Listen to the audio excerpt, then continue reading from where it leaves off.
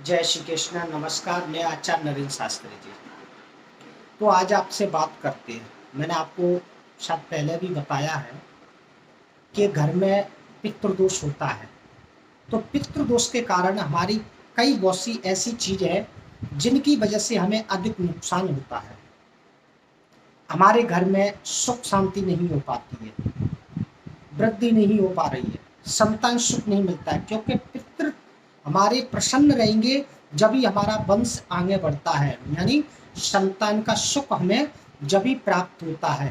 पितृ अगर आपके खुश हैं, आपसे बहुत प्रसन्न हैं, अपना आशीर्वाद दे रहे हैं, तो उससे आपके घर में मंगल मांगलिक कार्य होती है, यानी शादी विवाह होना जिस पितरों का ही काम होता है। पितृ ही हमारे अगर प्रसन्न है तो आपके घर में धन हमेशा रहेगा, कभी आपकी धन की समस्या नहीं आएगी, बिजनेस में जॉब में कभी दिक्कत समस्या नहीं आएगी, घर में हमेशा सुख शांति रहेगी।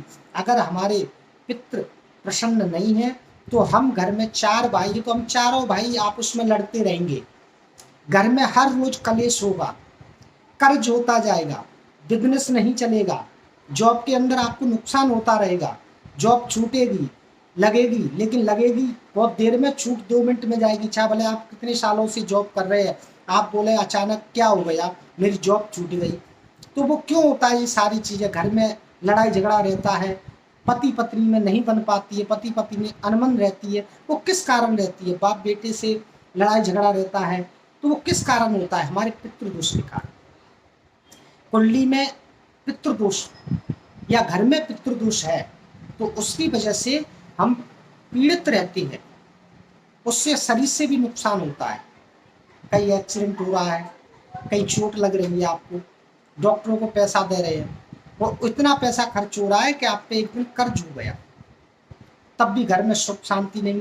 आप तो कहते हैं कि नहीं, हम अमावस्या को पितरों का खाना निकालते हैं, ब्राह्मण भोज कराते हैं, हम दान भी करते हैं, हमारे पितर हमें कैसे परेशान करेंगे, पितृ दोष कैसे लगेंगे। तो ये सब चीजें जो होती है, पितृ दोष जो लगता है कुंडली के अंदर, जिनका हम पूर्ण रूप से गति नहीं हो पाती है, उनकी गति नहीं हो पाती है, वो पितृदोष हमारी कुंडली में आता है। जैसे कि किसी की अकाल मृत्यु हो गई है, अकाल मृत्यु वाले की आपने सही से गति नहीं करवाई, उनकी नारायण बलि नहीं करवाई है, जब आपने ब्राह्मण भोज कराया तो उसमें आपने गरुड़ प्राण नहीं पढ़ाया, तो ये सारी चीजें होती हैं, जो पिंडदान नहीं किया, एकादश नहीं किया उनका, तो ये सारी चीजें होती हैं जो गति, जिससे हम पूर्ण रूप से अगर उसकी हम गति करते हैं तो हमारे पितृ हमेशा प्रसन्न रहते हैं। हम अमावस्या को भोजन या आप दान कुछ निकाले, गौशाला में दिया, ब्राह्मण को दिया, मंदिर में दे, किसी भी प्रकार से, तो वो दान आपका पूर्ण रूप से आपको लगता है। लेकिन अगर आपकी कुंडली में पूर्ण रूप से पितृदोष है या घर में पितृदोष है और आपकी जीवन में सुख नहीं है, तो आप एक छोटा सा उपाय कीजिए जिससे आपके जीवन में पूर्ण रूप से आपको उसका सुख मिलेगा और आपके पितृ प्रसन्न हो जाएंगे। तो आपको क्या करना है? आटा लेना है, थोड़ा सा घी, आटा और चीनी, पंजरी बनानी है। पंजरी जानते हैं आप?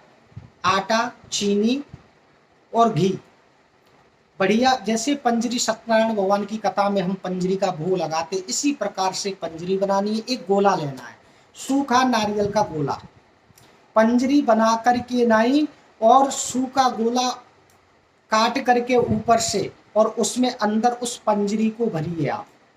बनने के बाद में उसको बंद कीजिए, मोली लेकर के, नहीं, मोली आती है, तो मोली को आप पूरे घर में घूमते हुए और उस मोली को लपेटिए उससे, और लपेटने के बाद में अपना नाम, गोत्र और पितरों का नाम लेकर के नहीं, और उसे आप बांध करके पूरे घर में घुसते और अपना नाम गोत्र लेकर के उसे बांधिए, और किसी घर के सामने या कहीं जो पेड़ हो, उस पेड़ के नीचे उसको गड्ढा खोद करके नहीं, उस गोले को आप गाड़ दीजिए और उसके ऊपर से 2 पत्थर रख दीजिए। पत्थर रखने के बाद में दूसरे दिन आपको क्या करना है? उसी पेड़ के नीचे आपको दूध, जल तिल जो मिला कर के नाई, और उस पेड़ को जल प्रदान करना है, अपना नाम गोत्र लेकर के नाई। आप जी कीजिए और निश्चय रूप से कह सकता हूँ आपके घर का पितृ दोष समाप्त हो जाएगा। आपको कुछ करने की आवश्यकता नहीं पड़ेगी, आपके घर में सुख शांति रहेगी, आपके पितृ प्रसन्न हो जाएंगे, आपकी कुंडली और घर से पितृ दोष समाप्त हो जाएगा। अगर इस उपाय को आप करते हैं तो निश्चय रूप से कह सकता हूँ आपके घर में हमेशा पितृ आपके खुश रहेंगे और आप पे हमेशा आशीर्वाद बना रहेंगे। आपके घर में मांगलिक कार्य भी होंगे, संतान सुख भी मिलेगा, धन का सुख भी रहेगा और परिवार में सुख रहेगा, कभी लड़ाई झगड़ा नहीं होगा। इस वीडियो को ज़्यादा से ज़्यादा लाइक करें, शेयर करें। जय श्री कृष्ण।